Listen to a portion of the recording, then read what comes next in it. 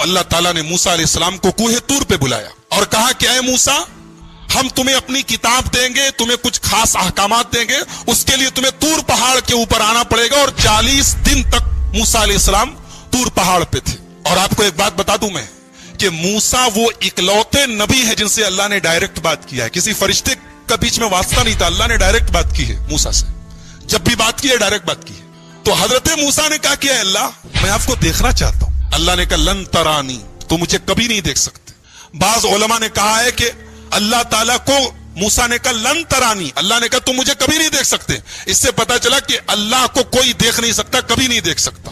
مگر یہ بات غلط ہے، دنیا کی آنکھ سے اللہ کو کبھی نہیں دیکھا جا سکتا، لیکن آخرت میں لوگ اللہ کا دیدار کریں گے۔ جنتی جب جنت میں جائیں گے تو اللہ تعالیٰ کا دیدار کریں گے، یہ قرآن سے بھی ثابت ہے اور حدیث سے بھی ثابت ہے۔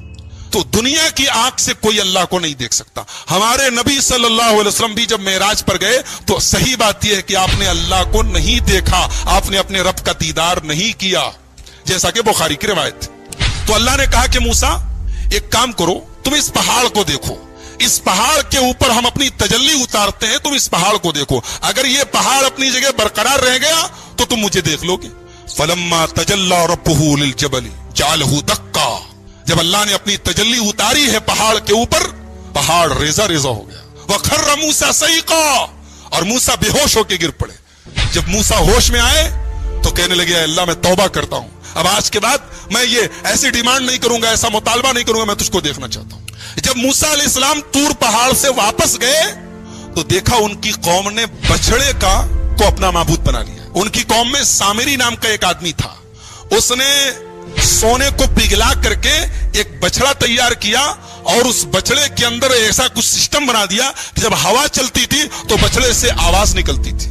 تو بنی اسرائیل سے کہا اس نے کہ یہی تمہارا خدا ہے، اور اسی سے ملنے کے لیے موسیٰ گئے۔ تو بنی اسرائیل اس کے آگے سجدہ کرنے لگے۔ جب موسیٰ علیہ السلام آئے اور دیکھا کہ ان کی قوم بچڑے کی عبادت میں لگ گئی ہے تو سب سے پہلے اپنے بھائی ہارون کو پکڑا، جن کو اپنا جانشین بنا کے گئے تھے۔ اپنے بھائی ہارون کی داڑھی پکڑ لی اور کہا کہ میں نے تجھ کو اپنا جانشین بنایا تھا، تو نے یہی میری جانشینی نبھائی ہے، میری قوم بچڑے کی عبادت میں لگ گئی۔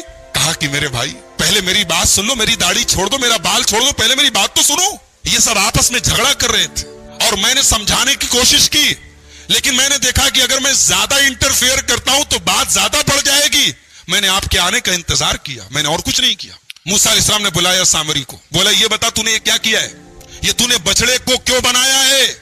تو سامری جواب کیا دیتا ہے کہ میں نے حضرت جبریل کے گھوڑے کے نیچے سے مٹی لے لی اور اس مٹی کو ملا کر کے میں نے یہ سونے کا بچڑا بنایا ہے تاکہ لوگ اس کی عبادت کریں۔ حضرت موسیٰ نے کہا سامری سے سن، آج کے بعد تجھے اللہ تعالیٰ کی طرف سے یہ سزا ملتی ہے کہ آج کے بعد تجھے زندگی بھر جو چھوئے گا وہ بیمار ہو جائے گا۔ تیری یہ سزا ہے، تو نے بچڑے کو معبود بنا کے میری قوم کو شرک میں ڈالا، اب تجھے یہ سزا ملتی ہے کہ تو زندگی بھر انٹچیبل ہو جائے گا، تجھے جو ٹچ کرے گا بیمار پڑ جائے گا۔ اب سامری کا حال یہ ہو گیا کہ جو اسے چھوتا تھا وہ بیمار ہو جاتا تھا اور وہ خود بھی بیمار ہو جاتا تھا، لہٰذا جب کوئی سامری کے پاس سے گزرتا تھا وہ کہتا لا مساس لا مساس، مجھ کو مت چھوؤ، مجھ کو ٹچ مت کرو۔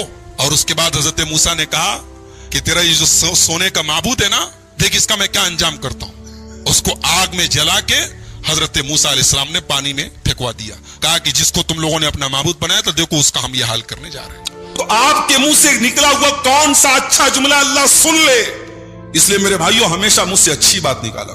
ہمارے یہاں مائیں جو ہے بچوں کو ڈانٹتی ہے نا، کبھی کبھی بڑی الٹی سیدھی باتیں بول دیتی ہے۔ خبردار کبھی غصے میں بھی عادت بناؤ کہ غصے میں بھی کوئی بات نکالے منہ سے تو اچھی بات نکالے، غصے میں بھی بچوں کو بددعا نہ دیں۔ وہ شیخ سدیس کی ماں کے بارے میں آتا نا، انہوں نے غصے میں کہا تھا جا اللہ تجھے کعبے کا امام بنا دیا، اللہ نے کعبے کا امام بنا دیا۔ کبھی ماں کی غصے سے نکلی گئی دعا کو بھی اللہ قبول کر لیتا ہے۔ اگر میں یہ کہوں کہ 1400 سال پہلے کے مکہ کے وہ مشرکین اور وہ کفار، ان کو بھی اتنی سمجھ تھی کہ وہ مصیبتوں میں صرف اللہ کو پکارتے تھے، اور آج کا مسلمان اپنے دین کی حقیقت سے اور اپنی توحید سے اس قدر دور ہے کہ جب یہ مصیبت میں پھنستا ہے تو یہ اور زیادہ غیر اللہ کو پکارتا ہے۔ جب اس کا کاروبار چلتا ہے تب اسے اللہ یاد آتا ہے، اور جب کاروبار پھنس جاتا ہے جب کوئی مصیبت آتی ہے تو یہ تعویذیں بدواتا ہے، یہ درگاہوں پہ سجدے کرتا ہے، یہ ان کی چوکھٹوں پہ جا کے ان کی چوکھٹوں کو چومتا ہے، یہ کبھی یا علی مشکل کشا کا نعرہ لگاتا ہے، کبھی یا خواجہ غریب نواز کا نعرہ لگاتا ہے۔ مسلمان اس قدر توحید سے دور ہے میرے بھائی۔ 20ویں پارے کے شروع میں اللہ تعالیٰ نے کئی سوالات کیے اور ان سوالوں کا خود ہی جواب بھی دیا ہے۔ اللہ نے فرمایا امن یجیب المضطر اذا دعاہ ویکشف السوء، کون ہے جو مصیبت میں گرفتار انسان کی دعاؤں کو سنتا ہے۔ مضطر کہتے ہیں اس انسان کو جس کے پاس کوئی چارہ نہ ہو، کوئی راستہ نہ ہو، مجبور ہو، مظلوم ہو، کہتے ہیں نا جس کا کوئی نہیں اس کا اللہ ہوتا ہے۔ ایک انسان دنیا میں جب مظلوم ہوتا ہے اس کا کوئی آنسو پوچھنے والا نہیں، کوئی اس کی فریاد سننے والا نہیں، اللہ کہتا ہے میں سنوں گا۔ امن یجیب المضطر اذا دعاہ، کون ہے جو مصیبت زدہ کی مجبور کی دعاؤں کو سنتا ہے، اذا دعاہ جب وہ اس کو پکارتا ہے۔ اچھا یہاں قابل غور بات یہ ہے اللہ نے مجبور کا نام لیا، اب وہ مجبور مسلمان ہو غیر مسلم ہو، اللہ کا فرما بردار ہو، مظلوم ہوتا ہے۔ مظلوم کا کوئی ریلیجین نہیں ہے، مظلوم کی کوئی کاسٹ نہیں اللہ تعالیٰ کی بارگاہ میں۔ اگر مظلوم نے اللہ کے در کا دروازہ کھٹکھٹایا اللہ ضرور سنے گا اسے۔ امن یجیب المضطر اذا دعا، کون ہے جو مجبور کی اور مظلوم کی دعاؤں کو سنتا ہے جب وہ اس کو پکارتا ہے، وَيَكْشِفُ السُّوءَ، اور اس کی تکلیف کو دور کرتا ہے، وَيَجْعَلُكُمْ خُلَفَاءَ الْأَرْضِ، اور کون ہے جو تم کو زمین میں خلیفہ بناتا ہے، أَإِلَٰهٌ مَّعَ اللَّهِ، کیا اللہ کے علاوہ کوئی اور بھی ہے؟ کوئی نہیں ہے۔ اللہ سوال کر رہا ہے اور اللہ خود ہی جواب بھی دے رہا ہے۔ أَإِلَٰهٌ مَّعَ اللَّهِ، ہے کیا کوئی اللہ کے سوا؟ اور یہ سوال کس سے کیا جا رہا ہے؟ مکہ کے کافروں سے۔ مکہ کے کافروں کے اوپر بھی جب مصیبت آتی تھی تو وہ اللہ ہی کو پکارتے، جب ان کی کشتی طوفان میں پھنستی تھی وہ لاکھ بتوں کے پجاری تھے، مشرک تھے، مگر مصیبت میں وہ بھی اللہ ہی کو پکارتے تھے۔ یہ الگ بات ہے کہ آج کا مسلمان اس قدر توحید سے دور ہے کہ وہ مصیبت میں بھی اللہ کو نہیں پکارتا۔ اگر میں یہ کہوں کہ 1400 سال پہلے کے مکہ کے وہ مشرکین اور وہ کفار، ان کو بھی اتنی سمجھ تھی کہ وہ مصیبتوں میں صرف اللہ کو پکارتے تھے، اور آج کا مسلمان اپنے دین کی حقیقت سے اور اپنی توحید سے اس قدر دور ہے کہ جب یہ مصیبت میں پھنستا ہے تو یہ اور زیادہ غیر اللہ کو پکارتا ہے۔ جب اس کا کاروبار چلتا ہے تب اسے اللہ یاد آتا ہے، اور جب کاروبار پھنس جاتا ہے، جب کوئی مصیبت آتی ہے تو یہ تعویذیں بدواتا ہے، یہ درگاہوں پہ سجدے کرتا ہے، یہ ان کی چوکھٹوں پہ جا کے ان کی چوکھٹوں کو چومتا ہے، یہ کبھی یا علی مشکل کشا کا نعرہ لگاتا ہے، کبھی یا خواجہ غریب نواز کا نعرہ لگاتا ہے۔ مسلمان اس قدر توحید سے دور ہے میرے بھائی۔ اس کے بعد سورہ قصص شروع ہوتی ہے، اور سورہ قصص میں اللہ تعالیٰ نے حضرت موسیٰ علیہ السلام کا واقعہ بیان کیا۔ موسیٰ علیہ السلام کے پیدا ہونے کے پہلے فرعون کا آرڈر آیا تھا۔ فرعون اپنے آپ کو رب کہتا تھا، مگر اتنا بزدل تھا کہ فرعون کے اس کے دربار کے کسی کاہن نے کہا تھا کہ تیری حکومت میں ایک بچہ پیدا ہوگا جو تیری حکومت کو ختم کر دے گا۔ تو فرعون نے آرڈر دے دیا کہ سارے بچوں کو قتل کر دیا جائے۔ جہاں بچے کی پیدائش، اگر لڑکی پیدا ہوئی تو سیف ہے، لڑکا پیدا ہوا تو کل ہم، اس کو مار ڈالو، یہ فرعون کا آرڈر تھا۔ اب حضرت موسیٰ علیہ السلام جب پیدا ہوئے، ظاہر ہے موسیٰ علیہ السلام کی ماں کو ڈر لگا کہ میرا بیٹا کہیں نہ چلا جائے، میرا بیٹا نہ مار دیا جائے۔ اب اللہ تعالیٰ نے حضرت موسیٰ کی حفاظت کا کیا انتظام کیا؟ فرمایا وَأَوْحَيْنَا إِلَىٰ أُمِّ مُوسَىٰ أَنْ أَرْضِعِيهِ، ہم نے موسیٰ کی ماں کو حکم دیا کہ اپنے بچے کو دودھ پلاؤ۔ وَأَلْقِيهِ فِي الْيَمِّ فَإِذَا خِفْتِ عَلَيْهِ فَأَلْقِيهِ فِي الْيَمِّ، اور جب تمہیں یہ ڈر لگے کہ فرعون کے لوگ آنے والے ہیں تو تو اپنے بچے کو پانی میں ڈال دے۔ اللہ، دنیا میں سب سے زیادہ کسی سے محبت ہوتی ہے تو بچے سے محبت ہوتی ہے ماں، اور یہاں ایک ماں سے کہا جا رہا ہے بچے کی زندگی چاہتی ہے بچے کو پانی میں ڈال دے۔ فَإِذَا خِفْتِ عَلَيْهِ فَأَلْقِيهِ فِي الْيَمِّ، اے موسیٰ کی ماں تو ڈر مت، تو اپنے بچے کو پانی میں ڈال دے۔ وَلَا تَخَافِي، اور تجھے ڈرنے کی کوئی ضرورت نہیں ہے۔ وَلَا تَحْزَنِي، تجھے پریشان ہونے کی کوئی ضرورت نہیں ہے۔ إِنَّا رَادُّوهُ إِلَيْكِ وَجَاعِلُوهُ مِنَ الْمُرْسَلِينَ، ہم تیرا بیٹا بھی تجھ کو لوٹائیں گے اور ہم تیرے بیٹے کو اپنا رسول بنانے والے ہیں۔ اللہ نے حضرت موسیٰ کی ماں کو تسلی دی۔ اب یہ ماں کا کلیجہ جانتا ہے کہ ماں نے کس طریقے سے کلیجے پر پتھر رکھ کے اپنے بچے کو ایک باسکٹ میں ڈال کے پانی میں ڈالا ہو۔ لیکن اللہ کا وعدہ ہے، اللہ کا وعدہ سچا ہوتا ہے، اللہ کا وعدہ ہے، حضرت موسیٰ کی ماں نے ڈال دیا۔ فَالْتَقَطَهُ آلُ فِرْعَوْنَ، اللہ فرماتا ہے کہ موسیٰ کو اس باسکٹ سے اٹھانے والے فرعون کے گھر والے تھے. لِيَكُونَ لَهُمْ عَدُوًّا وَحَزَنًا. ان کو پتا نہیں تھا جس بچے کو آج ہم اس باسکٹ سے اٹھا رہے ہیں, ہم پانی سے اٹھا رہے ہیں, یہ بچہ آگے چل کر کے ہمارے لیے بہت بڑے غم اور صدمے کا سبب بنے گا. ان فرعون وحامان وجنودہما کانوا خاطئین. بے شک فرعون اور حامان اور اس کے تمام لشکری کانو, اللہ فرماتا ہے کانوا خاطئین, سب کے سب خطا پر تھے. فرعون کو بڑا ناز تھا اپنی طاقت پر, اپنی حکومت پر, لیکن اللہ تبارک و تعالیٰ نے دن دہاڑے اسی فرعون کے محل میں, اسی کے گھر میں, اسی کے رقم سے, اسی کے پیسے سے موسیٰ علیہ السلام کی پرورش کروائی. یہ مینجمنٹ تھا اللہ تعالیٰ. اللہ نے کہا کہ فرعون اور حامان. حامان کون تھا؟ فرعون کا بہت بڑا کہہ سکتے ہیں کہ وزیر تھا. ہر زمانے میں ہر ظالم بادشاہ کا کوئی نہ کوئی ایک مشیر بھی ہوتا ہے. ظالم اکیلا نہیں ہوتا ہے, ظالم کا کوئی نہ کوئی ایک داہنا ہاتھ بھی ہوتا ہے. تو فرعون کا داہنا ہاتھ کون تھا؟ حامان تھا. وقالت امرات فرعون قرۃ عین لی ولک. فرعون کی بیوی نے کہا کہ یہ بچہ میری اور تیری آنکھوں کی ٹھنڈک ہے. لا تقتلوہ, اے فرعون تم اسے قتل مت کرواؤ. عسیٰ ان ینفعنا او نتخذہ ولدا, ہو سکتا ہے یہ بچہ آگے چل کر کے ہم کو فائدہ پہنچائے یا ہم اسے اپنا بیٹا بنا لیں. فرعون بہت ظالم تھا, بچوں کو مروا دیتا تھا, مگر شوہر بھی تھا. اور کہتے ہیں نا دنیا کی سب سے مظلوم ہستی جو ہوتی ہے وہ شوہر ہوتی ہے. شوہر کی غلطی ہو تب بھی سوری, غلطی نہ ہو تب بھی سوری. یہ اکیلا شوہر پوری دنیا میں اکیلی مخلوق ایسی ہے, اس کی غلطی ہو تب بھی سوری بولتا ہے, غلطی نہ ہو تب بھی سوری بولتا ہے, بیوی کے آگے سرنڈر کر دیتا ہے. فرعون کی بیوی نے کہا کہ ہم اسے اپنا بچہ بنا لیتے ہیں, اسے مت قتل کرو. فرعون کسی کی نہیں سنتا تھا, بیوی کی مان گیا. چلو بھائی تم کہتی تو چلو کوئی بات. اس کا مطلب کہ جو لوگ اتنے سخت دل ہیں کہ اپنی بیویوں کے حقوق بھی ادا نہیں کرتے, اپنی بیویوں کی جائز فرمائشوں کو بھی نہیں مانتے, وہ فرعون سے بھی گئے گزرے لوگ. اور ایک بات اور پتہ چلی, فرعون کی بیوی نے کہا کہ یہ بچہ ہمیں فائدہ پہنچائے گا. یہ جملہ فرعون کی بیوی کے منہ سے نکلا. فرعون کی بیوی کا نام کیا تھا؟ آسیہ. یہ آسیہ کیسے لکھا جائے گا؟ الف اور چھوٹی سین سے لکھا جائے گا. ایک ہوتا ہے عین اور سواد سے آسیہ, وہ تو غلط ہو جائے گا. اگر بچی پیدا ہو تو آپ یہ آسیہ نام رکھ سکتے ہیں فرعون کی بیوی والا. اگر آسیہ رکھیں گے عین اور سواد والا تو غلط ہو جائے گا, اس کے معنی نافرمان ہوتا ہے. تو فرعون کی بیوی کا نام آسیہ تھا. اور اس اللہ کی بندی نے جب اتنا کہہ دیا کہ یہ بچہ ہمیں فائدہ پہنچائے گا, اللہ نے اس جملے کو سن لیا. اللہ نے اس جملے کی لاج رکھی اور آگے چل کر کے یہ عورت فرعون کی بیوی حضرت موسیٰ پر ایمان لاتی ہے اور ایمان والی بن جاتی ہے. اور آگے اس کا انجام یہ ہوتا ہے, فرعون اس کو اپنے محل سے نکال دیتا ہے اور زنجیروں میں جکڑ دیتا ہے, اور یہ اللہ کی بندی فرعون کی قید میں شہید ہو جاتی ہے, اللہ کو پیاری ہو جاتی ہے اور اللہ کے یہاں جنتی عورت بنتی ہے. اور اللہ قرآن میں اس کی مثال دیتا ہے. تو آپ کے منہ سے نکلا ہوا کون سا اچھا جملہ اللہ سن لے. اس لیے میرے بھائیوں ہمیشہ منہ سے اچھی بات نکالا کرو. ہمارے یہاں مائیں جو ہے بچوں کو ڈانٹتی ہے نا, کبھی کبھی بڑی الٹی سیدھی باتیں بول دیتی ہے. خبردار, کبھی غصے میں بھی عادت بناؤ کہ غصے میں بھی کوئی بات نکالے منہ سے تو اچھی بات نکالے. غصے میں بھی بچوں کو بددعا نہ دے. وہ شیخ سدیس کی ماں کے بارے میں آتا ہے نا, انہوں نے غصے میں کہا تھا جا اللہ تجھے کعبے کا امام بنا دیا. اللہ نے کعبے کا امام بنا دیا. کبھی ماں کی غصے سے نکلی گئی دعا کو بھی اللہ قبول کر لیتا ہے. تو یہاں فرعون کی بیوی نے کہا کہ یہ بچہ ہمیں کام دے گا. اس سے یہ بھی پتا چلا فرعون لاولد تھا, فرعون کو بیٹا نہیں تھا, فرعون کو اولاد نہیں تھی. اور فرعون اپنے آگے سجدہ کرواتا تھا, اپنے آپ کو رب منواتا تھا. یعنی اپنے آپ کو خدا کہنے والا اس لائق بھی نہیں تھا کہ اپنی بیوی کو بچہ دے سکے. ایسے ایسے تو خدا گزرے ہیں تاریخ میں, اتہاس میں ایسے ایسے خدا گزرے ہیں, اپنی بیوی کو بچہ نہیں دے پا رہا ہے اور لوگوں سے کہہ رہا انا ربکم الاعلی, میں تمہارا رب ہوں.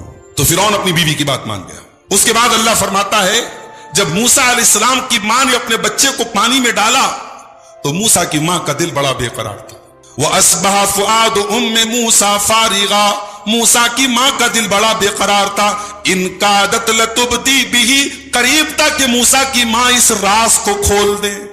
اللہ نے موسیٰ کی ماں کو وصیت کی تھی کہ خبردار اس راز کو کسی کو بتانا مت, بس تو چپ چاپ بچے کو پانی میں ڈال دے. اللہ نے وعدہ کیا کہ اے موسیٰ کی ماں ہم تیرا بچہ تجھے لوٹائیں گے.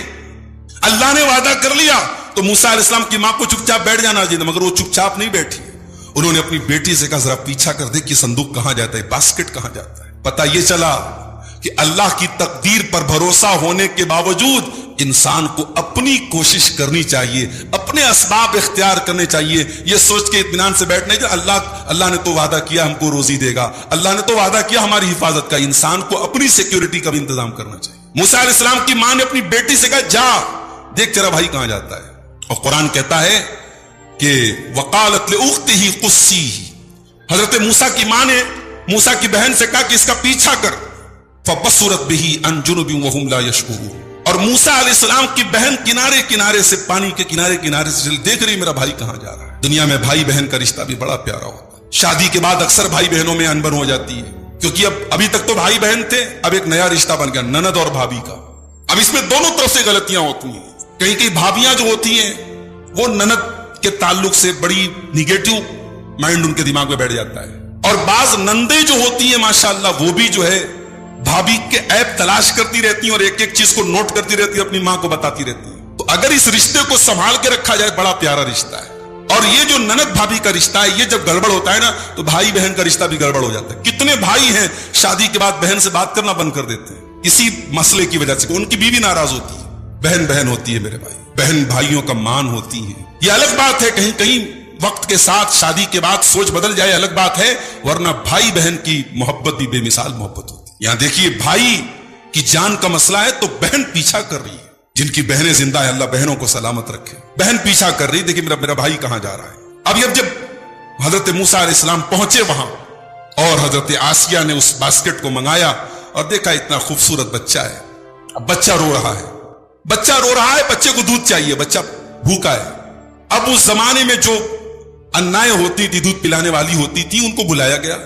اب اللہ تبارک و تعالیٰ کا نظام دیکھو, اللہ نے بچے کو پانی میں ڈالنے کے پہلے موسیٰ کی ماں سے کہہ دیا تھا پہلے تو بچے کو دودھ پلا دے. اب بچہ اپنی ماں کا دودھ پی چکا تھا, اب اللہ نے باقی سارے دودھ اس کے اوپر حرام کر دیے. وحرمنا علیہ المراضی من قبل, اللہ کہتا ہم نے سارے دودھ اس کے اوپر حرام کر دیے. فقالت هل ادلکم علی اہل بیت یکفلونہ لکم, تو موسیٰ علیہ السلام کی بہن نے کہا میں ایک فیملی کو جانتی ہوں, وہ آپ کے لیے یہ کام کریں گے اور اس بچے کی پرورش کریں گے. وہم لہ ناصحون, اور وہ اس بچے کے خیر خواہ ہیں. فرددناہ الی امہ, اب موسیٰ کی ماں کو بلایا گیا اور جیسے ہی موسیٰ اپنی ماں کی گود میں گئے رونا بند ہو گیا. فرددناہ الی امہ, اللہ کہتا ہم نے موسیٰ کو ان کی ماں کو لوٹا دیا. کئی تقر عینہا, تاکہ موسیٰ کی ماں کی آنکھیں ٹھنڈی ہو جائے. ولا تحزنا, اور وہ غمگین نہ ہو. ولتعلم ان وعد اللہ حق, اور وہ جان لے کہ اللہ کا وعدہ سچا ہوتا ہے. ولکن اکثرہم لا یعلمون, لیکن اکثر لوگ نہیں جانتے. یہ ہوتا ہے اللہ کا نظام میرے بھائی. اس کے بعد موسیٰ علیہ السلام جوان ہوئے. ایک دن ایک آدمی جو ہے موسیٰ علیہ السلام کے خاندان کا تھا, بنی اسرائیل کا تھا, اور ایک آدمی قبطی تھا, دونوں لڑ رہے تھے. تو جو اسرائیلی تھا موسیٰ علیہ السلام کے خاندان کا, ان کے قبیلے کا تھا, اس نے ان کو مدد کے لیے پکارا. یہ گئے اور اس کی مدد کرنے کے لیے ایک خاندان کی جو ہوتی ہے نا وہ عصبیت ہوتی ہے, خاندان کا سپورٹ کرنے کا جو ایک جذبہ ہوتا ہے, وہ جذبہ حضرت موسیٰ کے اندر بیدار ہوا. انہوں نے اسرائیلی کا سپورٹ کرنے کے لیے قبطی کو مارا, ایسا مارا فقضا علی, وہ مر گیا. موسیٰ علیہ السلام کا مکہ ایسا تھا, ایک مکے میں مر گیا. ان کا جو مخالف تھا جس کو انہوں نے مکہ مارا تھا وہ مر گیا. تو یہ مکہ, اتنا طاقتور مکہ کس کا ہو سکتا ہے؟ گٹکھا کھانے والے کا تو نہیں ہو سکتا. یہ گٹکھا کھانے والا اور اسموکنگ کرنے والا اور رات کو 2 بجے تک موبائل چلانے والے کا مکہ تو ایسا نہیں ہو سکتا. تو پیغمبروں کا مکہ ایسا ہوتا تھا, ایسا مکہ مارا مر گیا وہ. اب حضرت موسیٰ علیہ السلام کے اوپر ایک انسان کے قتل کا مقدمہ دائر ہو گیا. حالانکہ یہ انجانے میں ہوا تھا, حضرت موسیٰ نے اللہ سے معافی بھی مانگی, لیکن اب حضرت موسیٰ علیہ السلام کی جان خطرے میں پڑ گئی. اور ایک خیر خواہ نے آ کے بتایا کہ اے موسیٰ, آپ کی کو گرفتار کرنے کی اور آپ کو سزا دینے کی بات چل رہی ہے, آپ جلدی سے شہر چھوڑ کے چلے جائیے. تو حضرت موسیٰ علیہ السلام مصر چھوڑ کے چلے. اب کہاں جائیں پتہ نہیں, بھاگتے بھاگتے بھاگتے بھاگتے مصر سے سینکڑوں کلومیٹر دور ایک جگہ پڑتی ہے مدین. حضرت موسیٰ مدین پہنچے, اور جب مدین پہنچے تو مدین میں ایک کنواں تھا. کنویں کے اوپر مردوں کی لائن لگی تھی اور لوگ اس میں سے پانی نکال رہے تھے اور اپنے اپنے جانوروں کو پانی پلا رہے تھے. موسیٰ علیہ السلام نے دیکھا کہ مردوں کی لائن لگی ہے اور 2 لڑکیاں ہیں, 2 لیڈیز ہیں, وہ کنارے کھڑی اپنے جانوروں کو لے کے. وَلَمَّا وَرَدَ مَاءَ مَدْيَنَ وَجَدَ عَلَيْهِ أُمَّةً مِّنَ النَّاسِ يَسْقُونَ, جب موسیٰ علیہ السلام مدین کے پانی کے چشمے پر پہنچے, اس کنویں کے پاس پہنچے, وہاں بہت سارے لوگوں کو اپنے جانوروں کو پانی پلاتے ہوئے دیکھا. وَوَجَدَ مِن دُونِهِمُ امْرَأَتَيْنِ تَذُودَانِ, اور دو عورتوں کو کنارے کھڑا دیکھا. قَالَ مَا خَطْبُكُمَا, موسیٰ علیہ السلام نے پوچھا کہ کیا بات ہے, تم مردوں کی لائن سے الگ کیوں کھڑی ہو, اس لائن میں تم کیوں نہیں لگ رہی ہو؟ قَالَتَا لَا نَسْقِي حَتَّى يُصْدِرَ الرِّعَاءُ, دونوں لڑکیوں نے جواب دیا کہ ہم مردوں کی لائن میں لگ کر کے پانی نہیں پلائیں گے, جب یہ لائن چھٹ جائے گی تب اپنے جانوروں کو ہم پانی پلائیں گے. وَأَبُونَا شَيْخٌ کبیر, اور یہ کام ہمیں اس لیے کرنا پڑ رہا ہے کیونکہ ہمارا باپ بہت بیمار ہے, بوڑھا ہے. اس سے کئی سبق ملتا ہے. ایک دیندار عورت, ایک پاک دامن عورت مردوں کی لائن میں لگ کر کے مردوں سے ٹچ ہو کر کے کوئی کام نہیں کرتی. ہمارے یہاں ایک فیس بک پر ایک فوٹو آیا تھا کہ جس وقت مرد حضرات مسجدوں میں دن میں سوئے پڑے رہتے ہیں, عورتیں مارکیٹوں میں بھری رہتی ہیں. مرد حضرات دن میں منہ کھولے سوئے پڑے ہیں, ان کی عورتیں مارکیٹوں میں بھری پڑی ہیں. مارکیٹنگ کرنا غلط نہیں ہے, مگر بعض مارکیٹوں میں جہاں رش رہتا ہے, مردوں اور عورتوں کا جمگٹ ہے, اور مسلمان عورتیں, برقع نشین عورتیں اسی بھیڑ میں, اسی ہجوم میں ایک دوسرے سے کندھے چھل رہے ہیں, بدن ٹچ ہو رہا ہے. ایسی مارکیٹوں میں جانے سے بہتر آپ پہلے شاپنگ کر لیں, مت جائیں ایسے رش کے ٹائم میں. جہاں مردوں کی لائن لگی ہو, ایک عزت دار, ایک با عفت خاتون جو ہے ایسی لائن میں نہیں لگتی. اور یہ بھی پتا چلا کہ بلا ضرورت ایک عورت گھر کے باہر کا کوئی کام نہیں کرتی. اب مجبوری ہے تبھی وہ جاب کرتی ہے. جاب کرنا ایک عورت کا کام نہیں ہے. آج لوگ بڑا کہتے ہیں صاحب عورتوں سے جاب کرانا چاہیے, عورتوں کو بھی فریڈم ہونی چاہیے. اس سے بڑھ کے فریڈم کیا ہے کہ اسلام نے کہا عورت آزاد ہے, کمانا نہیں, کمانا مرد کا کام ہے. عورت بہن ہے بھائی کمائے, عورت بیٹی ہے باپ کمائے, عورت بیوی ہے شوہر کمائے, کمانے کا کام نہیں. عورت فری ہے. آپ نے فریڈم کہاں دیا, آپ نے تو عورت کو پابند کر دیا. کیا وہ عورتیں جو ایئر ہوسٹس بن جاتی ہیں ان کے بچوں کو کیا مارکیٹ والے پالتے ہیں کیا؟ جو عورتیں آفسوں میں ریسپشن میں جا کے کاؤنٹر پہ بیٹھ جاتی ہیں ان کو بھی تھک کر کے جا کر کے اپنے گھر میں کھانا بنانا پڑتا ہے, ان کو بھی گھر کے کام کرنے پڑتے ہیں. عزت تو اسلام نے دی ہے کہ عورت گھر کی ملکہ ہے, گھر کے کاموں کی وہ رانی ہے, اور کمانے اور جو ہے مینجمنٹ کی ذمہ داری اللہ تعالیٰ نے اس کو دی تھی. ان دونوں لڑکیوں نے کہا یہ کام ہمارا نہیں تھا, یہ بکریوں کو پانی پلانے کا کام ہمارا باپ بیمار ہے, بوڑھا ہے, اس لیے ہم کو یہ کام کرنا پڑا. موسیٰ علیہ السلام نے بس اتنا ہی پوچھا, فسقا لہما, ان کی بکریوں کو پکڑا, اور طاقتور تو تھے, مکے سے تو آپ نے اندازہ لگا ہی لیا. گئے بھیڑ کو چیرتے ہوئے آگے بڑھے, ان کی بکریوں کو پانی پلایا, بکریوں کو تھما دیا. ان کی بکریوں کو پانی پلا کر کے بکریوں کو تھما دیا. ثم تولا الی الظل, اس کے بعد ایک پیڑ کے نیچے حضرت موسیٰ علیہ السلام آ کر کے بیٹھ گئے اور اللہ سے دعا کرنے لگے, رب انی لما انزلت الی من خیر فقیر, اے اللہ میں تیری طرف سے نازل ہونے والے خیر کا محتاج ہوں, میں تیرے کرم کا محتاج ہوں, تیرے خیر کا محتاج ہوں. موسیٰ علیہ السلام کے منہ سے یہ دعا نکلی. ادھر دونوں لڑکیوں میں سے ایک لڑکی واپس آئی. اب وہ لڑکی واپس آ رہی ہے, قرآن کریم نے اس لڑکی کا نام نہیں بتایا, اللہ نے اس لڑکی کی خوبصورتی کا ذکر نہیں کیا, اللہ نے یہ بھی نہیں بتایا وہ لڑکی دکھنے میں کیسی تھی. اللہ نے بتایا تو اس لڑکی کی حیا کے بارے میں بتایا. اللہ نے فرمایا فجاءت احداهما تمشي على استحياء, دونوں لڑکیوں میں سے ایک لڑکی شرما کے چلتے ہوئے آئی اور کہنے لگی, قالت ان ابی يدعوك ليجزيك اجر ما سقيت لنا, آپ نے ہماری بکریوں کو پانی پلایا ہے, ہمارے ابو نے آپ کو بلایا ہے, وہ آپ کو اس کی کچھ اجرت دینا چاہتے ہیں. اس سے یہ پتا چلا کہ ایک مسلمان عورت کی چال بھی شرم و حیا والی ہونی چاہیے. اس کی چال سے پتا لگ جائے کہ ہاں یہ عزت دار عورت ہے, یہ پاک دامن عورت ہے. اس کی چال بتا دے گی کہ یہ کیسی عورت ہے.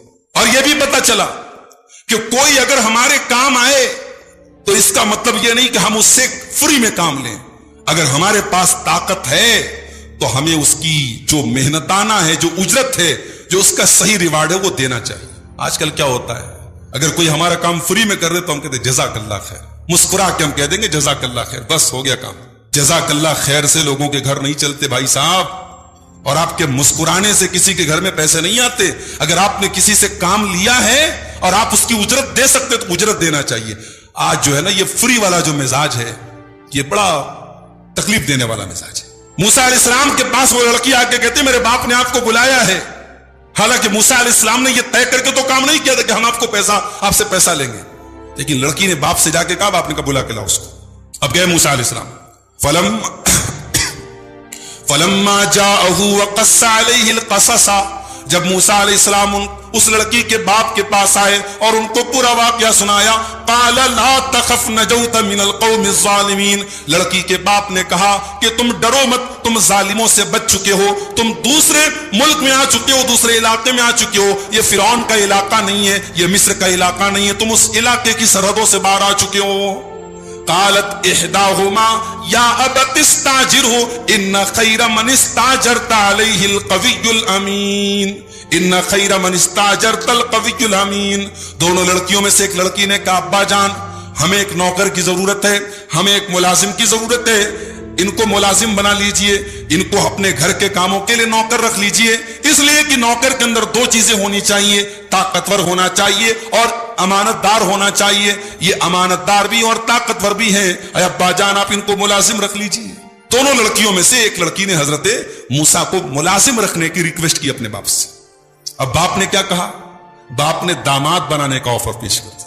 موسیٰ علیہ السلام بھاگ کے آئے ہیں، ان کے پاس کوئی پراپرٹی نہیں ہے، ان کے پاس کوئی فائنینشیل بیک گراؤنڈ نہیں ہے، نہ سر پہ چھت ہے، نہ ابھی کوئی کمائی کا ذریعہ ہے، لیکن ان کی ایمانداری، ان کا تقوی اور ان کی طاقت دیکھ کے ان دونوں لڑکیوں کا باپ ان کو داماد بنانے کے لیے تیار۔ قال انی اريد ان انکحک احدی ابنتی ہاتین، میں چاہتا ہوں کہ اپنی دونوں بیٹیوں میں سے ایک بیٹی کا نکاح آپ سے کر دوں، الا ان تاجرنی 8 حجج، اس شرط پر کہ آپ 8 سال تک میرے یہاں کام کریں، فَإِنْ أَتْمَمْتَ عَشْرًا فَمِنْ عِنْدِكَ، اگر 10 سال آپ کام کر لیں تو آپ کی مرضی ہے، میری طرف سے کوئی زبردستی نہیں ہے، میں 8 سال کی بات کر رہا ہوں۔ وَمَا أُرِيدُ أَنْ أَشُقَّ عَلَيْكَ، میں آپ کے اوپر کوئی بوجھ نہیں ڈالنا چاہتا ہوں، سَتَجِدُنِي إِنْ شَاءَ اللَّهُ مِنَ الصَّالِحِينَ، اللہ نے چاہا تو آپ مجھے صبر کرنے والا پائیں گے۔ حضرت موسیٰ نے کہا ٹھیک ہے، یہ میرے اور آپ کے بیچ میں اگریمنٹ ہو جاتا ہے، 8 سال یا 10 سال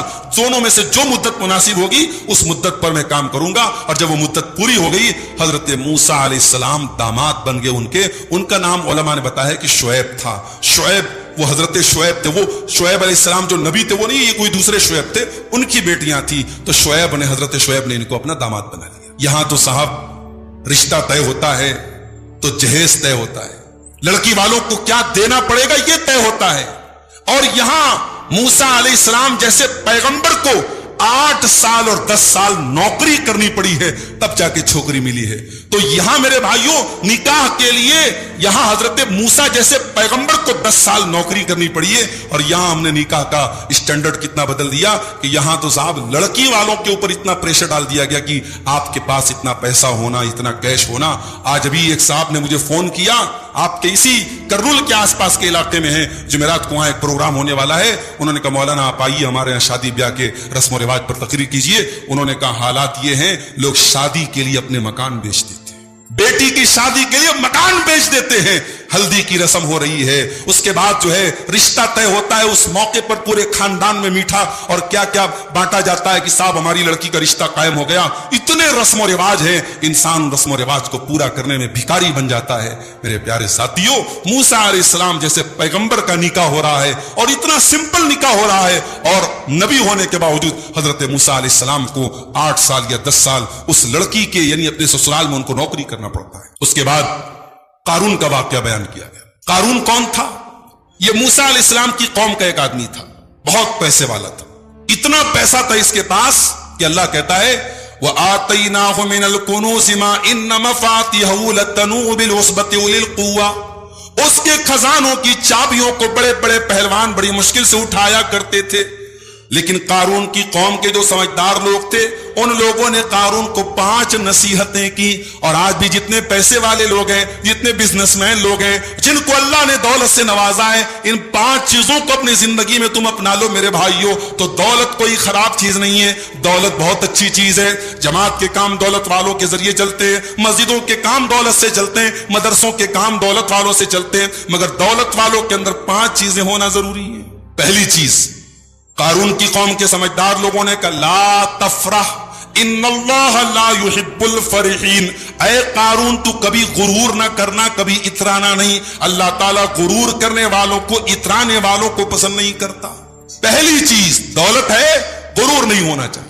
दूसरी चीज वब्तगि फीमा आताकल्लाहु दारल आखिरा, और अल्लाह ने आपको जो दौलत दी है इस दौलत के जरिए आखिरत की तैयारी करो। जितना हो सके इस दौलत के जरिए इतने काम करके जाओ कि आखिरत आपकी बन जाए, संवर जाए। ये दूसरा काम करना है दौलत वालों को। और तीसरा काम वला तंसा नसीबक मिनद दुनिया, वला तंसा नसीबक मिनद दुनिया, दुनिया में आपका जो हिस्सा है उसको भूलना नहीं है।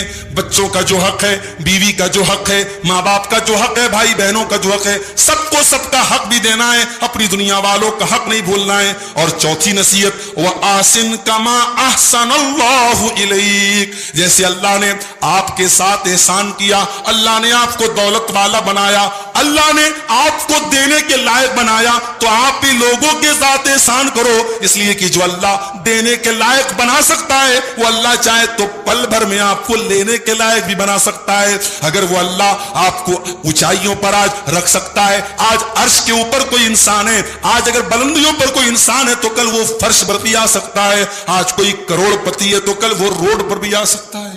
ये चौथा काम करना है। अल्लाह ने आपको दौलत दी है, अल्लाह ने एहसान किया है, आप भी लोगों के साथ एहसान करें। गरीबों के काम आए, बेवाओं के काम आए, यतीमों के काम आए, पब्लिक वेलफेयर के काम करें, लोगों के काम आए।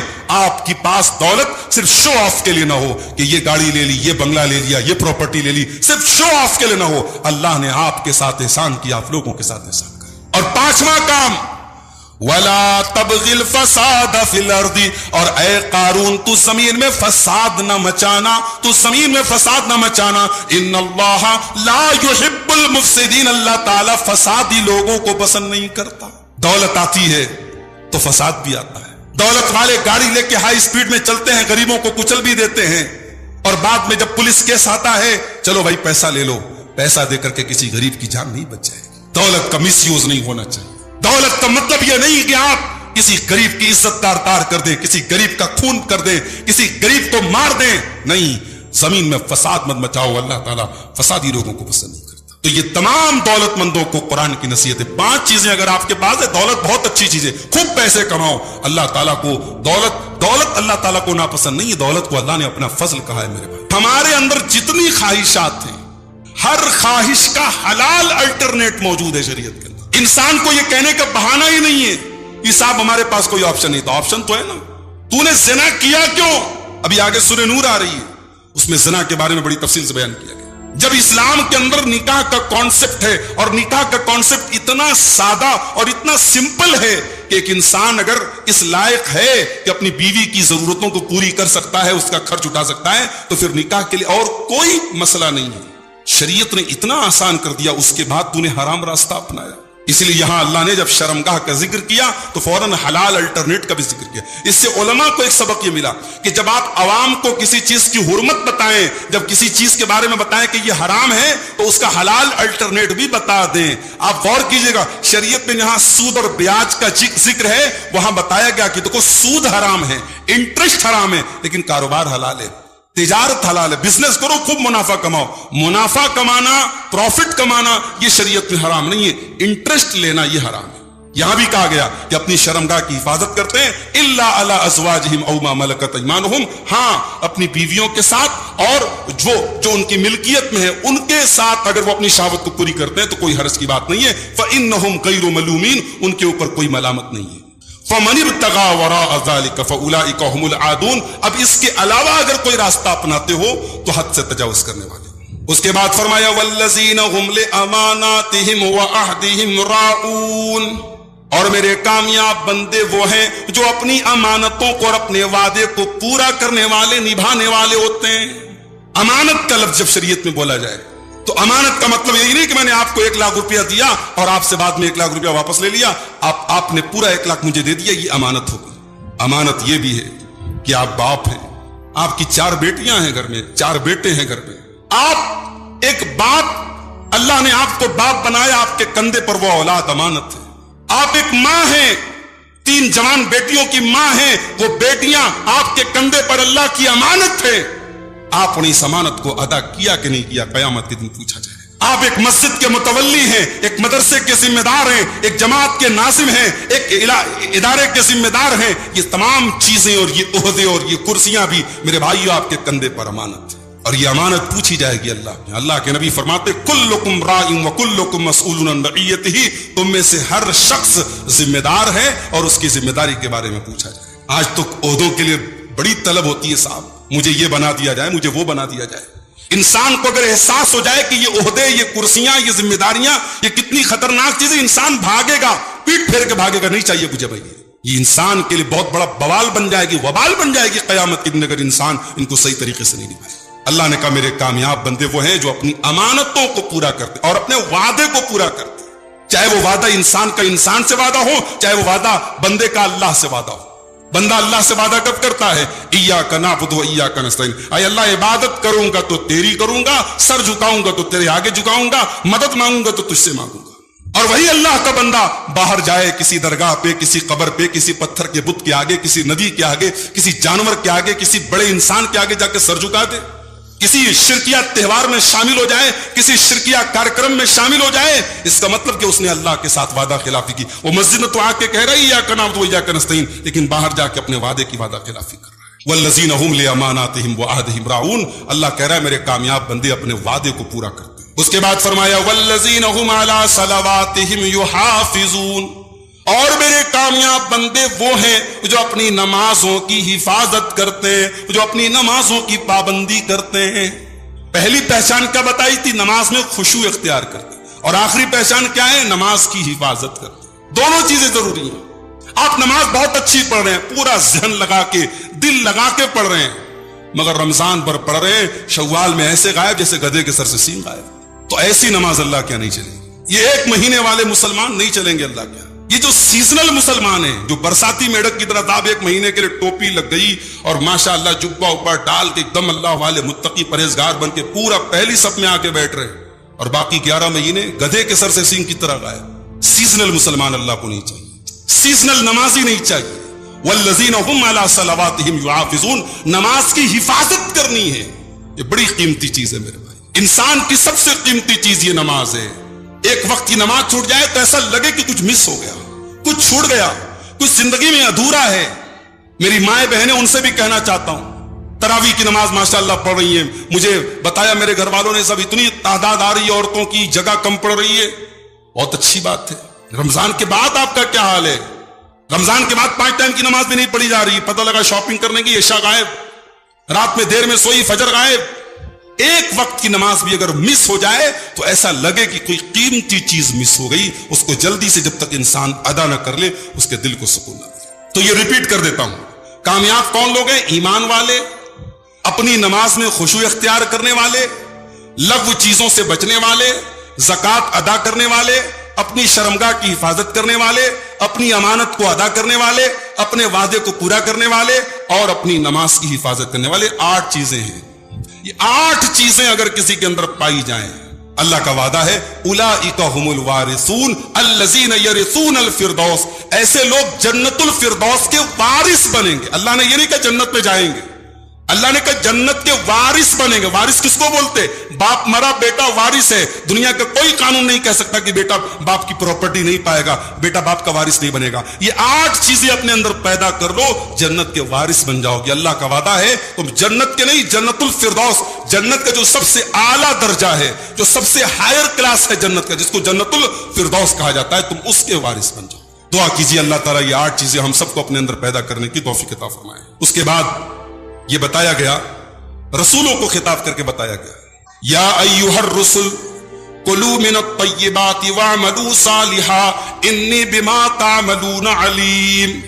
اے میرے رسولو، اے میرے پیغمبرو، تم پاک چیزوں کو کھایا کرو، حلال چیزوں کو کھایا کرو، اور نیک عمل کیا کرو. پتہ یہ چلا کہ سارے نبیوں کے یہاں یہ 2 چیزیں کامن تھی. سارے نبیوں کے یہاں حلال کھانے کا تصور تھا، پاکیزہ چیزوں کو کھانے کا تصور تھا. کسی بھی نبی کی شریعت میں کوئی ناپاک چیز حلال نہیں تھی. اگر اسلام میں سور حرام ہے تو عیسیٰ علیہ السلام کی شریعت میں بھی سور حرام تھا. اگر آج کرسچنز اگر وہ سور کھا رہے ہیں، انہوں نے اپنی شریعت کو نہیں سمجھا ہے، انہوں نے اپنی شریعت میں تحریف کی ہے. جو چیز اسلام کے اندر خبیث ہے وہ شریعت عیسیٰ میں اور شریعت موسیٰ کے اندر بھی خبیث تھی. حلال میں کوئی فرق نہیں رہا ہے نبیوں کے درمیان. ہاں یہ رہا ہے کسی نبی کی شریعت میں ایکسیپشنل طور پر کوئی حلال چیز حرام کر دی گئی، ایکسیپشنل طور پر، خاص طور پر. لیکن جو چیزیں گندی ہیں، ناپاک ہیں، وہ ساری شریعتوں میں ناپاک تھی.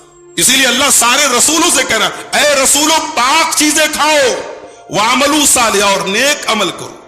اچھا یہ پاک چیزیں کھاؤ، اس کے بعد یہ کیوں کہا گیا کہ نیک عمل کرو؟ اس میں ایک نقطہ ہے.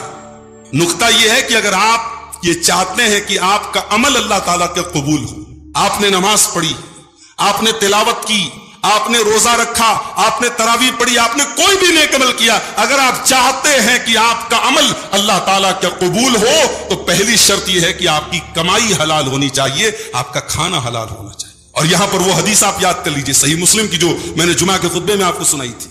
اللہ کے نبی صلی اللہ علیہ وسلم فرماتے ہیں کہ ایک انسان بڑا لمبا سفر کر کے آتا ہے، بال میلے کچیلے، کپڑے میلے کچیلے، ہاتھ اٹھا کے دعا کرتا ہے اے میرے رب کہہ کے دعا کرتا ہے، لیکن اس کا کھانا حرام کمائی کا، اس کا پانی حرام کمائی کا، اس کا کپڑا حرام کمائی کا، اس کی پرورش حرام کمائی کی. فَأَنَّا يُسْتَجَابُ لِذَلِكَ، ایسے انسان کی دعا کہاں سے قبول ہو سکتی؟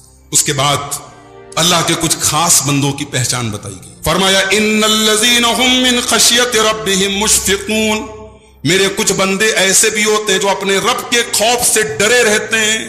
ایک مومن زندگی میں کبھی لاپرواہی کی زندگی نہیں گزار سکتا، وہ یہ سوچ کر کے مطمئن نہیں ہو سکتا اللہ بڑا رحیم ہے، بڑا کریم ہے، اللہ بخش دے گا. مومن کو اگر اللہ کی رحمت کی امید ہوتی ہے تو اللہ کے عذاب کا ڈر بھی ہوتا ہے. اللہ کہہ رہا ہے ان الذین هم من خشیت ربهم مشفقون، میرے نیک بندے وہ ہیں جو اپنے رب کے خوف سے ڈرے اور سہمے رہتے ہیں. والذین هم بآیات ربهم یؤمنون، اور وہ اپنے رب کی آیتوں کے اوپر ایمان رکھتے ہیں. والذین هم بربهم لا یشرکون، اور وہ اپنے رب کے ساتھ کبھی شرک نہیں کرتے. والذین یؤتون ما آتوا وقلوبهم وجلۃ انہم الی ربهم راجعون، اور جب اللہ کی راہ میں کچھ دیتے، صدقہ کرتے، زکوٰۃ دیتے، خیرات دیتے. والذین یؤتون ما آتوا، جب وہ اللہ کی راہ میں کچھ خرچ کرتے تو ان کے دل ڈرے ہوئے ہوتے ہیں، ان کے دل سہمے ہوئے ہوتے ہیں. انہم الی ربهم راجعون، ان کے دل میں یہ احساس ہوتا ہے کہ ہم کو اپنے رب کے پاس جانا ہے. دیکھ رہے ہیں اللہ کی راہ میں دے رہا ہے، چندہ دے رہا ہے، زکوٰۃ دے رہا ہے، خیرات دے رہا ہے، مگر ڈر رہا ہے. یہ نہیں کہ صاحب اللہ کی راہ میں خیرات دے دیا، صدقہ دے دیا، زکوٰۃ دے دیا تو مطمئن ہو گیا کہ صاحب میں تو بہت بڑا حاتم طائی کی قبر پہ میں نے لات مار دیا، میں تو بہت بڑا جو ہے سخی ہو گیا، میں اتنا اللہ کی راہ میں دے دیا، اب تو جنت میری فکس ہو گئی. والذین یؤتون ما آتوا، وہ اللہ کی راہ میں بہت کچھ دیتے. وقلوبهم وجلۃ، ان کے دل میں پھر بھی اللہ کا ڈر ہوتا ہے. انہم الی ربهم راجعون، کیونکہ ان کو یہ احساس ہوتا ہے کہ ان کو اللہ کے پاس جانا ہے. اللہ فرماتا ہے اولئک یسارعون فی الخیرات، میرے یہی وہ بندے جو نیکی کے کاموں میں بڑھ چڑھ کر کے حصہ لیتے. وہم لہا سابقون، اور وہ نیکی کے کاموں میں ہمیشہ آگے آگے رہتے ہیں. جب یہ آیت کریمہ نازل ہوئی، ترمذی کی صحیح روایت ہے، ہم سب کی پیاری ماں حضرت عائشہ رضی اللہ تعالی عنہا نے اللہ کے رسول سے پوچھا اے اللہ کے نبی یہ آیت کس کے بارے میں نازل ہوئی ہے؟ یہ اللہ کن لوگوں کی بات کر رہا ہے کہ وہ اللہ کی راہ میں دیتے بھی ہیں تو ڈر ڈر کے دیتے ہیں؟ اے اللہ کے نبی کیا یہ شرابیوں کے بارے میں ہے؟ کیا یہ چوروں کے بارے میں ہے؟ کیا یہ زنا کرنے والوں کے بارے میں ہے؟ اللہ کے نبی نے فرمایا لا یا بنت الصدیق، اے صدیق کی بیٹی، اے ابو بکر کی بیٹی. بیوی کا نام بدل بدل کے لینا چاہیے. ہمارے یہاں لوگ جو ہے نا بیوی سے محبت کی بات تو کرتے ہیں مگر بیوی سے محبت کی جو یہ رسول کی سنت ہے اس پر عمل نہیں کرتے. اللہ کے نبی حضرت عائشہ کو کئی ناموں سے پکارتے تھے. کبھی پیار سے عائش بولتے تھے، عائشہ کو شارٹ میں کر کے عائش بولتے تھے. کبھی آپ حمیرہ بولتے تھے، حضرت عائشہ گوری چٹی تھی، حمیرہ کا مطلب سرخ رنگ کی، حضرت عائشہ کو حمیرہ بھی بولتے تھے اللہ کے نبی. اور کبھی یہاں دیکھیے صدیق کی بیٹی، یعنی اپنے سسر کا نام بھی نہیں لے رہے، سسر کا لقب، صدیق کی بیٹی. بیٹیوں کے سامنے، بیویوں کے سامنے ان کے مائکے کی تعریف کرو تو بہت خوش ہو جاتی ہے. ساس کی تعریف کرو خوش نہیں ہوتی، سسر کی تعریف کرو خوش نہیں ہوتی. ہاں ان کے بھائی کی تعریف کر دو، وہ کہتے نا ساری خدائی ایک طرف جورو کا بھائی ایک طرف، بالکل صحیح بولتے ہیں. اللہ کے نبی صلی اللہ علیہ وسلم حضرت عائشہ کے باپ کی تعریف کر رہے ہیں, کہہ رہے ہیں اے صدیق کی بیٹی تو غلط سوچ رہی ہے, تو جیسا سوچ رہی ویسا نہیں ہے. یہ آیت چوروں کے بارے میں نہیں ہے, یہ آیت شرابیوں کے بارے میں نہیں ہے. اے عائشہ, یہ آیت ان لوگوں کے بارے میں ہے جو نماز پڑھتے ہیں, جو روزہ رکھتے ہیں, اور پھر بھی وہ ڈرتے ہیں ان لا يقبل منہم, کہ پتہ نہیں ان کی عبادت اللہ قبول کرے گا کہ نہیں کرے گا, اس لیے ان کو ڈر ہوتا ہے. یہ بہت بڑا سبق ہے میرے بھائیوں. ہم لوگ 1 مہینہ کی عبادت کر کے 11 مہینہ ریسٹ کرتے ہیں. صاحب 1 مہینہ تو ہم لوگوں نے پوری تہجد, تراویح, طاق رات اور پورا ہم نے ایک دم نیکیوں کا پہاڑ کھڑا کر دیا. اب 11 مہینے کچھ کرنے کی ضرورت نہیں ہے. یا وہ روزہ رکھ رہے ہیں, نماز پڑھ رہے ہیں, تمام نیکیوں کے کام کریں, لیکن ڈر رہے ہیں کہ ہماری نیکی اللہ کے قبول ہوگی کہ نہیں ہوگی. یہ تقویٰ ہے میرے بھائیوں, اور اللہ کہہ رہا ہے کہ یہی وہ میرے نیک بندے ہیں جو حقیقت میں جنت لیں. اچھا, اس کے بعد موت کا ذکر کیا اللہ نے. مرنے کے بعد انسان اللہ تعالیٰ سے دوبارہ دنیا میں آنے کا موقع مانگتا ہے. اچھا ایک بات بتاؤ, موت کبھی بتا کے آتی ہے کیا؟ موت کبھی اپوائنٹمنٹ لے کے آتی ہے؟ موت پوچھ کے آتی ہے کہ ہاں بھائی آؤں کہ نہ آؤں, آپ کو کیا کیا کام ہے پینڈنگ ہے پورا کر لو؟ موت کبھی اپوائنٹمنٹ لے کے نہیں آتی. موت اللہ تعالیٰ نے جو وقت مقرر کیا ہے اس وقت پر آ جاتی. ابھی میں نے ایک واقعہ آپ کو بتایا تھا بنارس کا, کہ پوری فیملی عمرہ کرنے کے لیے جا رہی ہے, پورے ٹکٹس بنے ہیں, پورا ٹرپ بنی ہوئی ہے, اور بنارس سے دلی جانے والی ٹرین میں اسی فیملی کے خاتون کا انتقال ہو جاتا ہے, اور پھر انہیں سے واپس آنا پڑتا ہے. کب مرنا ہے چھوڑ دو, کہاں مرنا ہے یہ نہیں پتا ہم کو. تو جب انسان مر جاتا ہے تو اللہ کہتا ہے کہ مرنے کے بعد بندہ اللہ تعالیٰ سے ایک چانس مانگتا ہے. حتی اذا جاء احدهم الموت قال رب ارجعون. جب ان کے پاس موت آتی ہے تو اللہ سے یہ دعا کرتے ہیں کہ اے میرے رب, مجھے ایک چانس تو دوبارہ دے دے, ایک موقع مجھے دوبارہ دے دے, ایک مرتبہ تو دنیا میں دوبارہ آنے کا موقع دے دے. لعلی اعمل صالحا, تاکہ میں نیک عمل کر لوں, میں اچھا عمل کر لوں. اے اللہ مجھے ایک موقع اور دے دے, میں نے بہت گڑبڑ زندگی گزاری ہے, میں نے بڑی کوتاہی کی ہے, مجھے ایک چانس اور دے دے تاکہ میں نیک عمل کر لوں. اللہ فرماتا ہے کلا, ایسا ہرگز ہرگز ہونے والا نہیں ہے, تیری مہلت ختم ہو چکی ہے, تیرا ٹائم پورا ہو چکا ہے, اے میرے بندے تیرا گیم اوور ہو چکا ہے. کلا, ہرگز تجھے اب کوئی ٹائم ملنے والا نہیں ہے. انہا کلمۃ هو قائلها, اے میرے بندے یہ تو بس تیرے دل کی ایک تمنا ہے, یہ تو تیرے منہ کی ایک بات ہے جو تو کہہ رہا ہے, یہ پوری ہونے والی نہیں ہے. وَمِن وَرَائِهِمْ بَرْزَخٌ إِلَىٰ يَوْمِ يُبْعَثُونَ, اب تو قیامت تک تجھے برزخ کی زندگی گزارنا ہے, اب قیامت تک تو تجھے قبر میں رہنا ہے. اب دنیا والوں سے تیرا ناتا ٹوٹ گیا, اب دنیا کے بیچ میں اور تیرے بیچ میں برزخ کھڑی ہو گئی. برزخ کہتے بیریئر کو.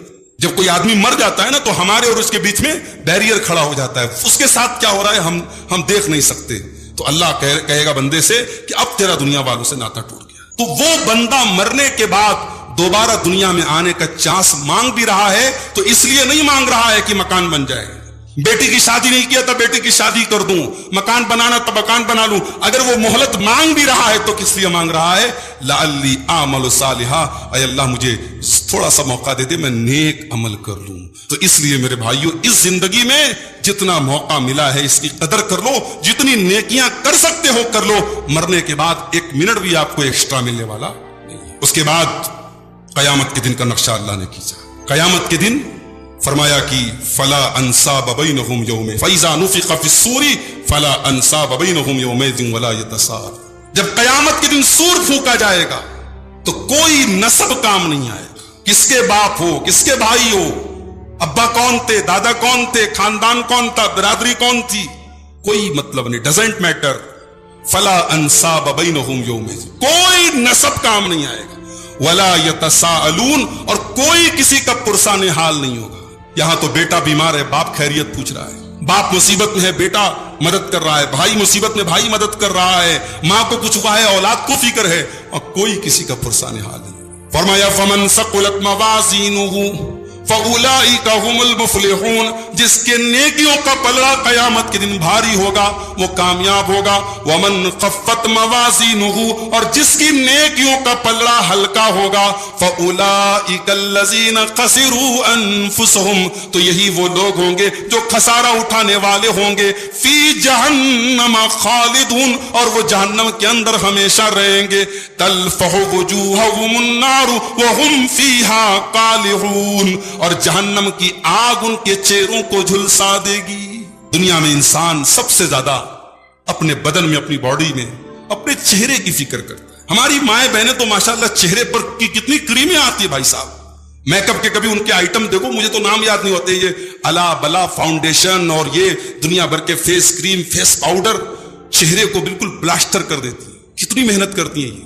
وہ ایک لطیفہ ہے کہ ایک جو ہے عورت بیوٹی پارلر گئی، اور بیوٹی پارلر سے جب باہر نکلی، اپنے بچے کو باہر بٹھا کے گئی، تو باہر نکلی تو بچے سے کہہ رہی چلو میرے ساتھ. بچہ کہہ رہا آنٹی آپ کون؟ شکل بدل گئی اس کی، بچہ نہیں پہچان پایا. تو اتنی محنتیں ہو رہی ہیں چہرے کے لیے. لیکن آپ دیکھ لیں میرے بھائی، اگر آپ نے اللہ کو راضی نہیں کیا، ہم نے اللہ کو راضی نہیں کیا، قرآن کہہ رہا ہے تلفح وجوہہم النار، تمہارے چہروں کو جہنم کی آگ جھلسا دے گی. وہم فیہا کالہون، اور دنیا میں تم بڑے ہینڈسم تھے، بڑے اسمارٹ تھے، بڑے خوبصورت تھے، بڑا ناز تھا تمہیں اپنی خوبصورتی پر. وہی خوبصورت چہرہ جہنم کی آگ میں بدصورت بنا دیا جائے. میرے بھائیوں، اس چہرے کی فکر میک اپ کے ذریعے مت کرو. اس چہرے کی خوبصورتی اللہ کی قسم فیس واش میں نہیں ہے. اس چہرے کی خوبصورتی اور اس چہرے کا نور اللہ کی اطاعت اور اللہ کی مرضی کے کاموں میں، اللہ کی رضا کے کاموں میں. اگر چاہتے ہو کہ قیامت کے دن بھی یہ خوبصورت چہرہ چمکتا رہے، تمکتا رہے، تو اپنی نیکیوں کو اپنی زندگی کو تقویٰ سے سجا لو میرے بھائی. اپنی زندگی کو گناہوں سے بچا لو، ورنہ یہ فیس واش اور یہ کریم اور یہ میک اپ قیامت کے دن کام نہیں دیں گے. اللہ کہہ رہا ہے جن کی نیکیوں کا پلڑا ہلکا ہوگا، جہنم کی آگ میں ان کے خوبصورت چہرے جلسا دیے جائیں گے. وہم فیہا کالہون، اور دنیا کے بڑے بڑے ہینڈسم اور اسمارٹ اور خوبصورت لوگ جہنم کی آگ میں بدصورت بن جائیں گے. اور پھر اللہ سوال کرے گا الم تکن آیاتی تتلا علیکم، اے میرے بندے کیا میری آیتیں تیرے اوپر نہیں پڑھی جاتی تھی؟ فکنتم بہا تکذبون، میری آیتیں تیرے اوپر پڑھی جاتی تھی، تو میری آیتوں کا مذاق اڑایا کرتا تھا، تو میری آیتوں کو نہیں مانا کرتا تھا. بندہ کہے گا قالوا ربنا غلبت علینا شقوتنا، بندہ کہے گا اے اللہ ہم واقعی میں بڑے بد نصیب تھے، اے اللہ ہم مانتے ہم سے بڑی غلطی ہو گئی. وکنا قوما ضالین، اے اللہ ہم مانتے ہم سے بہت بڑی غلطی ہو گئی، ہم بھٹک گئے تھے، ہم گمراہ ہو گئے تھے. ربنا اخرجنا منها فإن عدنا فإنا ظالمون، اے اللہ بس ایک موقع اور دے دے، ایک بار تو جہنم سے ہم کو نکال دے، ایک بار جہنم سے نکال دے. ہم دوبارہ اگر کوئی گناہ کریں گے اللہ پھر تو جو سزا دے دے گا ہم کو منظور ہے، بس ایک چانس اور دے دے، ایک بار تو جہنم سے نکال دے. اللہ فرمائے گا قال اخسئوا فیہا ولا تکلمون، اے جہنمیوں اس جہنم میں ذلیل ہو کر کے تم کو رہنا ہے، مجھ سے بات مت کرو. جہنمیوں کو ڈبل تکلیف ہوگی، ان کو جو فزیکل تکلیف ہوگی، جو ان کو جہنم کی آگ میں جلایا جائے گا وہ تو ہوگا، یہ جو سائیکولوجیکل تکلیف ہوگی، جو مینٹل تکلیف ہوگی، اللہ کہے گا بات مت کرو مجھ سے. دنیا میں جس سے ہم محبت کرتے ہیں، ہمارا باپ ہے، ہماری ماں ہے، جب ماں بہت غصے میں ہوتی ہے نا کہتی بات مت کرو ہم سے، باپ بہت غصے میں ہوتا ہے کہتا بات مت کرو ہم سے، تو ہم ماں کو منا لیتے ہیں، باپ کو منا لیتے ہیں. لیکن جہنم میں جانے کے بعد جہنمی اللہ کو منا نہیں پائیں گے.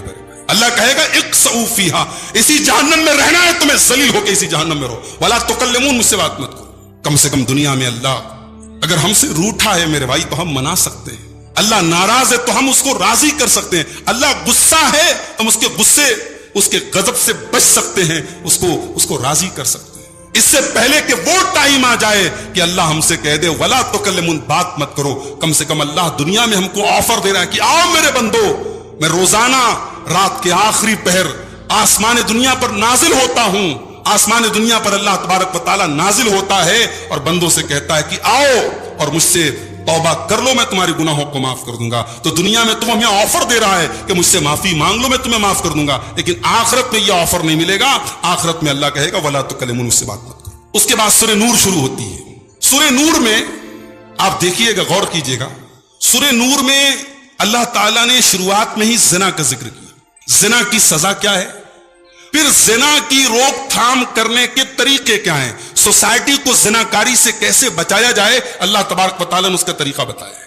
لیکن اس صورت میں اللہ تعالیٰ نے اپنے نور کا بھی ذکر کیا ہے. اس صورت میں ایک آیت ہے، آیت نور، اس میں اللہ نے اپنے نور کا ذکر کیا ہے اور اسی لیے اس صورت کا نام سورہ نور رکھا گیا. گویا اس میں ایک اشارہ یہ ہے کہ بندہ اگر اللہ تعالیٰ کا نور چاہتا ہے، اگر وہ چاہتا ہے کہ اس کے دل میں ایمان کی روشنی ہو، تو اس کو بدکاری سے اور زناکاری سے بچنا پڑے گا. جب تک انسان پاک دامنی اختیار نہیں کرے گا، جب تک ایک مرد اور عورت اپنے دامن کو بدکاری سے نہیں بچائیں گے، ان کی زندگی میں نور نہیں آ سکتا۔ انسان کی زندگی میں پیسہ آ سکتا ہے، شہرت آ سکتی ہے، گلیمر آ سکتا ہے، اللہ کا نور نہیں آ سکتا ہے جب تک اس انسان کی زندگی میں پاک دامنی نہ ہو۔ جس زندگی میں بدکاری اور زناکاری ہوگی، اس زندگی میں اللہ کا نور نہیں آ سکتا ہے۔ اس کے بعد زانی کی سزا بتائی گئی، الزانیۃ والزانی فجلدوا کل واحد منہما 100 جلدہ۔ زنا کرنے والی عورت کو اور زنا کرنے والے مرد کو 100 کوڑے کی سزا مارو۔ ولا تاخذکم بہما رافۃ فی دین اللہ، اور اللہ کے دین پر عمل کرنے میں تم کوئی ترس نہ کھانا۔ ان کنتم تؤمنون باللہ والیوم الآخر، اگر تم واقعی میں اللہ کے اوپر ایمان رکھتے ہو اور قیامت کے دن کے اوپر ایمان رکھتے ہو۔ ولیشہد عذابہما طائفۃ من المؤمنین، اور زناکاروں کو جب یہ سزا دی جائے تو مومنوں کی ایک جماعت اس موقع پر حاضر ہو، یعنی علل اعلان ان کو سزا دی جائے، پبلک پلیس میں دی جائے، اکیلے میں سزا نہیں دی جائے گی زنا کی۔ 100 کوڑے مارے جائیں گے، سب کے سامنے مارے جائیں گے۔ اور یہ بھی کہا گیا کہ ان 100 کوڑوں کو مارنے میں ترس نہیں کھانا ہے، پورے 100 کوڑے مارنا ہے۔ اور یہ تو کنوارے کی سزا ہے، اگر کنوارا لڑکا کنواری لڑکی اگر زنا کرے تو یہ سزا ہے، اگر شادی شدہ زنا کرے تو پتھروں سے مار مار کے ختم کرنے کی سزا ہے۔ لوگ کہتے ہیں صاحب اسلام نے کتنی سخت سزا دی، پتھروں سے مار مار کے ختم کرنے کی سزا دی، کوئی سزا ہے؟ گولی مار دو، تلوار سے سر کاٹ دو، یہ پتھروں سے مار مار کے کوئی کون سزا دیتا ہے؟ مگر آپ دیکھیے جب دلی میں وہ کانڈ ہوا تھا، جب چلتی بس میں ایک لڑکی کا ریپ ہوا تھا، اور پوری ملک کی میڈیا میں اس کو ایک نربھیا کانڈ کے نام سے اس کو یاد کیا گیا، اور پورے ملک میں بڑا غصہ آیا تھا اس کانڈ کو لے کر کے۔ تو اس وقت مجھے یاد ہے راج ٹھاکرے کا بیان آیا تھا، ممبئی کے نیتا ہیں راج ٹھاکرے، بڑے متشدد مانے جاتے ہیں، بڑے سخت مانے جاتے ہیں، ان کا بیان آیا تھا، انہوں نے کہا تھا اسلام نے جو ریپ کی سزا دی ہے اس طریقے کے زانیوں کو وہ سزا دی جائے۔ ماننا پڑتا ہے دنیا کو، اور یہ سزا ایسی ہے کہ جہاں یہ سزا جس معاشرے میں نافذ کی گئی وہاں زنا کے واقعات میرے بھائیو زیرو ہو گئے۔ اور اسلام یاد رکھو، زنا کا اسلام میں یہ کانسیپٹ نہیں کہ صاحب زنا بالجبر ہو رہا ہے تب تو سزا دی جائے، اور اگر آپس کی سہمتی سے، اگر آپس کی رضامندی سے ہو رہا ہے تو زنا کی کوئی سزا نہیں ہے۔ اسلام کہہ رہا ہے اگر انلیگل طریقے سے ریلیشن شپ قائم ہوئی ہے مرد و عورت کی، اور دونوں میریڈ ہیں، دونوں شادی شدہ ہیں، تو دونوں کو پتھروں سے مار مار کے ختم کیا جائے۔ اس کے بعد ایک عجیب بات اللہ نے فرمائی، کہا کہ الزانی لا ينکح الا زانیۃ او مشرکۃ، زنا کرنے والا مرد نکاح نہ کرے مگر زنا کرنے والی عورت سے۔ زانی مرد کی شادی اگر ہوگی تو زانیہ عورت سے ہوگی، یا تو زانیہ عورت سے ہوگی یا مشرکہ عورت سے ہوگی، کوئی پاک دامن اور کوئی مومنہ عورت اس زانی سے شادی نہ کرے۔ والزانیۃ لا ينکحها الا زان او مشرک، اور زانیہ عورت سے کوئی نکاح نہ کرے مگر زانی اور مشرک۔ یہاں دو سوال پیدا ہوتا ہے، ایک سوال تو یہ پیدا ہوتا ہے کہ زانی سے کوئی مومن شادی نہ کرے، کیا مطلب یہ کہ جس لڑکی کے بارے میں پتا ہو کہ ہاں یہ بدچلن ہے، ایک پاک کردار کا لڑکا اس سے شادی نہ کرے، اور جس لڑکے کے بارے میں پتا ہو کہ وہ لڑکا بدچلن ہے، کیریکٹر لیس ہے، اور اس کے ناجائز تعلقات ہیں، اس لڑکے کے ساتھ کوئی پاک دامن لڑکی شادی نہ کرے۔ اور یہاں پر افسوس کے ساتھ ایک بات کہنا چاہوں گا، ہمارے یہاں بعض لوگ جب بیٹیوں کی شادی کرتے ہیں تو کیا کرتے ہیں، لڑکے کا مکان دیکھتے ہیں، لڑکے کی سیلری دیکھتے ہیں، لڑکے کا پیسہ دیکھتے ہیں، لڑکے کی دولت دیکھتے ہیں، لیکن لڑکے کا اخلاق اور کردار اور کیریکٹر نہیں دیکھتے۔ اور جب پوچھا جاتا ہے کہ صاحب لڑکا تو یہ کر رہا ہے وہ کر رہا ہے، تو کیا کہتے ہیں، ہماری لڑکی بہت سمجھدار ہے، سنبھال لے گی۔ معاف کرنا میرے بھائی، آپ کی بیٹیاں کوئی ڈٹرجنٹ پاؤڈر نہیں ہے جن کے ذریعے آپ ان بد کردار لڑکوں کے کردار کو صاف کریں۔ اپنی بیٹیوں کی، اپنی بچیوں کی ویلو اور ان کی عزت اور ان کی قدر کرو میرے بھائیوں۔ جس طریقے سے آپ کی پاک دامن بیٹی پاک دامن ہے، اس کا حق ہے تو اس کا نکاح ایک پاک دامن لڑکے کے ساتھ۔ آپ بلڈنگ دیکھ کے مروب ہو جاتے ہیں، آپ مکان دیکھ کے اور سیلری دیکھ کر کے مروب ہو جاتے ہیں۔ کتنے میں کیس جانتا ہوں کہ اچھے گھروں کی، دیندار گھروں کی لڑکیوں کی شادی ایسے گھر میں ہوئی ہے، لڑکا بے دین ہے، لڑکا بے نمازی ہے، لڑکا کیریکٹر لیس ہے، بلکہ کہیں کہیں تو اس گھر میں شرک ہو رہا ہے، کفر ہو رہا ہے، مگر اس بنیاد پہ لڑکی کی شادی کر دی گئی۔ صاحب بڑے لوگ ہیں، اسٹیٹس بڑا ہے۔ معاف کرنا میرے بھائی، یہ اسٹیٹس دنیا میں کام دے گا، مگر اگر ایمان نہ رہا، عقیدہ نہ رہا، کردار نہ رہا تو آخرت برباد ہو جائے گی۔ اپنی بیٹیوں کی آخرت مت برباد کرو۔ قرآن کہہ رہا ہے کہ زانی مرد سے نکاح زانیہ عورت کرتی ہے، اور زانیہ عورت سے نکاح زانی مرد ہی کرتا ہے۔